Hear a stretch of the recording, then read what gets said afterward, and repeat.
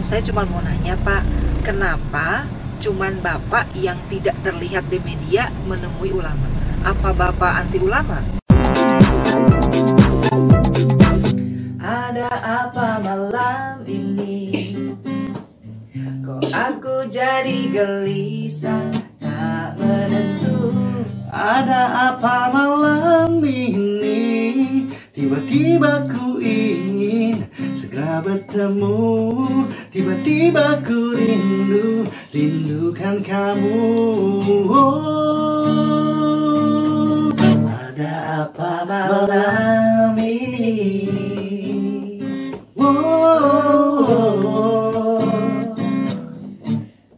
ada apa malam ini?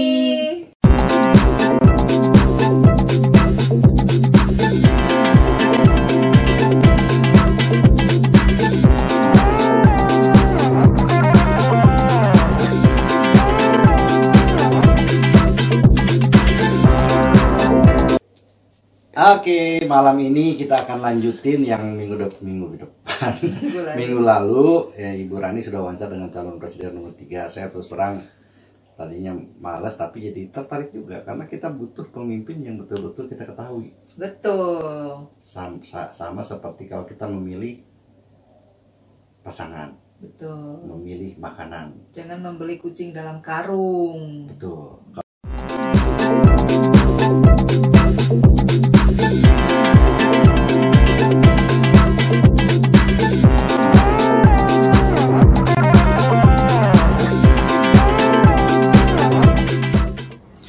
Ya, kalau visi dan misi juga program kerja itu ya saya pasti hafal karena masyarakat meminta saya mencalonkan itu karena saya punya visi saya pecah jadi misi sampai ke program kerja itu karena memang itu yang menjadi modal utama dari calon pemimpin. Otomatis kalau secara pribadi saya harus mampu menjelaskan apa visi saya, apa misi saya. Dan tim sukses juga harus hafal. Kalau tim sukses nggak hafal visi misi saya berarti bohong dia mendukung saya. Dia harus mau menjadi pendukung saya itu berdasarkan visi dan misi yang kita buat. Bukan karena citra-citra atau pencitraan saya secara pribadi sebagai seorang capres. Maaf ya Pak, wawancaranya lewat telepon. Iya nggak apa-apa. Neng Demplon beli telepon. Lebih baik pakai telepon daripada pakai paralon. Bapak capres ini senang bercanda. Pelawak bisa kalah nih sama Bapak. Ya kan yang namanya pelawak itu nggak jauh beda mau pejabat kan. Ya maksud saya ada kemiripan, sama-sama suka melakukan hal yang nggak lazim. Maksudnya? Ya contohnya begini, pelawak itu kan banyak melakukan hal yang nggak lazim, kayak misalnya almarhum Haji Jojon, umi cuman segitu, ya kan? Tesi, ya kan? Gagah, keren, kereng, sangar, tapi begitu, ya nggak? Satu lagi Komeng, ya kan? Orangnya ganteng, tapi ngomongnya kan kayak begitu, ya nggak? Nah, itu kan nggak lazim. Sama seperti pejabat-pejabat sekarang, banyak oknum ya yang uang buat aspal dipakai buat asoy-asoyan. Uang buat pembangunan WC dipakai buat bangunin cewek, ya kan? Itu juga sama nggak lazim. Iya kan Pak, tapi kalau nggak lazimnya pelawak kan bikin ketawa, masyarakat suka. Iya, itu doang bedanya. Ya makanya kalau saya nggak kepilih, ya saya mendingan jadi pelawak aja, jadi pejabat juga, pelawak Jawa Barat. Oke deh Pak, saya cuma mau nanya Pak, kenapa cuman Bapak yang tidak terlihat di media menemui ulama? Apa Bapak anti ulama? Ya, kalau menurut saya, kalau ada orang yang nggak mau dekat sama ulama, apalagi itu calon presiden, berarti orang itu punya cita-cita pengen masuk neraka. Kalau saya pengen masuk surga. Iya ya, tapi kok nggak ada beritanya Pak, Bapak nemuin ulama? Iya, pertama nggak perlu juga kan kita harus memediakan pertemuan saya dengan ulama. Saya banyak menemui ulama, bahkan ulama yang jelas-jelas ngedukung salah satu calon presiden, saya datangin. Cuma memang saya datangnya diam-diam. Saya nggak mau sampai terekspos di media. Suatu yang baik kok diam-diam, Pak? Ya, saya tahu sesuatu yang baik itu nggak perlu disembunyi-sembunyikan. Walaupun kadang-kadang ada yang perlu disembunyikan. Contoh, kalau kita punya uang halal, kita makan makanan yang sehat. Ya boleh-boleh aja kan kita makan depan orang. Duit kita kok makanan sehat. Tapi kalau orangnya nggak pernah makan enak, cemburu, sakit hati, jadi nggak baik juga kan. Mungkin dampaknya seperti itu. Saya punya pendapat, punya prinsip. Ulama itu adalah milik umat. Bukan milik partai tertentu, bukan milik calon presiden tertentu. Saya nggak mau saya nanti ketemu sama ulama muncul di media, ulamanya mendukung saya, umatnya bingung. Umatnya nggak mau milih saya sebetulnya, dia suka sama capres yang lain. Akhirnya bingung. Nanti antar ulama bisa terjadi polarisasi di antar ulama, itu yang saya nggak mau.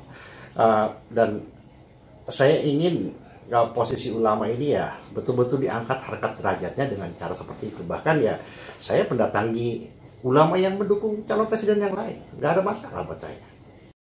Iya juga ya, berarti capres-capres yang menyatakan dirinya didukung ulama salah dong. Oh, nggak juga ya, saya tidak menyalahkan siapapun dalam hal ini, bukan bicara salah atau benar. Kalau saya sendiri hanya memegang pendapat saya, prinsip saya bahwa saya harus mengangkat harkat derajat ulama dengan cara tidak memperalat ulama kepada kepentingan politik. Kita mengangkat harkat derajat ulama itu ya seperti ada adik kelas saya itu, seorang wakil bupati di satu daerah.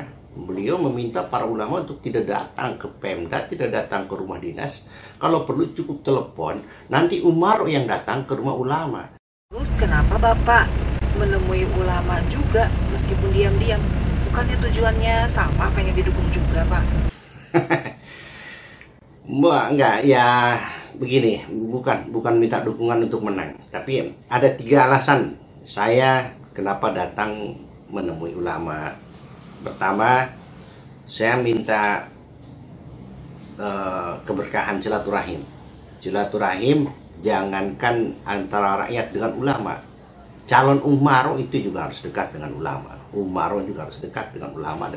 Yang kedua adalah minta doa agar perjuangan saya ini diridhoi Allah. Kita nggak tahu kan, karena bisa jadi saya mencalonkan jadi presiden ini karena hawa nafsu saya ingin berkuasa. Mauzubillahi min dzalik. Saya takut sekali, maka saya minta doa agar Allah meluruskan niat saya sehingga saya bisa menang dengan cara yang benar, dengan cara yang ma'ruf, sehingga kalau menang Allah akan bantu. Atau misalnya perjuangan saya benar tapi saya akhirnya kalah, nggak apa-apa.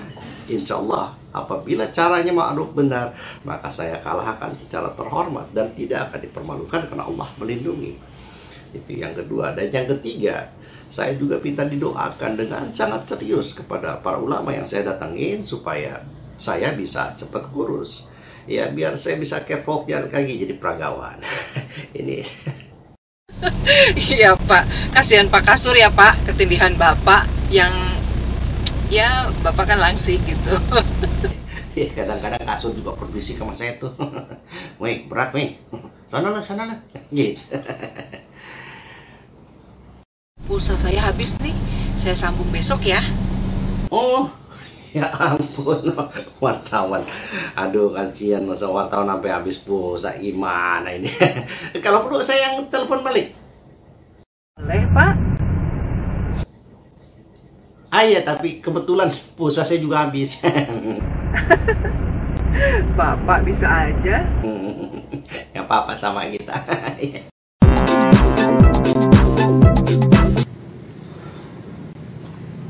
Pak, saya ada 3 pertanyaan nih buat Bapak. Yang pertama, bagaimana seandainya kalau Bapak bertemu dengan calon presiden yang lain nih? Ya, kalau saya ketemu sama calon presiden lain, saya pasti akan ajak salaman. Saya akan bilang sama dia bahwa kita bersaudara, karena seperti yang saya bilang tadi bahwa kalah secara terhormat jauh lebih baik dibandingkan menang dengan cara curang. Yang kedua, gimana kalau Bapak bertemu dengan KKB Pak, kelompok kriminal bersenjata yang di Papua itu loh Pak? Waduh, kalau ketemu sama KKB-nya Papua ataupun para pemberontak, saya butuh ketemu nggak cuma sekali tapi beberapa kali. Mereka butuh diyakinkan bahwa kita bersaudara, harus membentuk tim yang bisa tidur di sana, tim yang juga biasa duduk di meja dan memerintah, tapi betul-betul bisa menjadi saudara bersama, memberikan pemahaman tentang Pancasila, tentang Indonesia yang damai, yang kaya, yang peduli kepada rakyat Papua. Jadi duduk bersama, mungkin berhari-hari, berminggu-minggu, bahkan berbulan-bulan sampai mereka kena hatinya, dan kita bangun Papua bersama-sama. Itu targetan saya. Yang ketiga, bagaimana kalau Bapak bertemu dengan seorang cewek? Kalau ada ketemu cewek cantik, saya langsung nikah ke sana. Loh, kenapa Pak? Karena di sana ada yang lebih cantik. Hah? Bisa aja Bapak. Karena Bapak kalau ada cewek lewat, Bapak akan lihat cewek itu. Enggak, saya mau lihat ke sana. Kenapa Pak? Habis sana yang lebih cantik. Kita akan ketemu lagi minggu depan di AAI. Ada apa malam ini?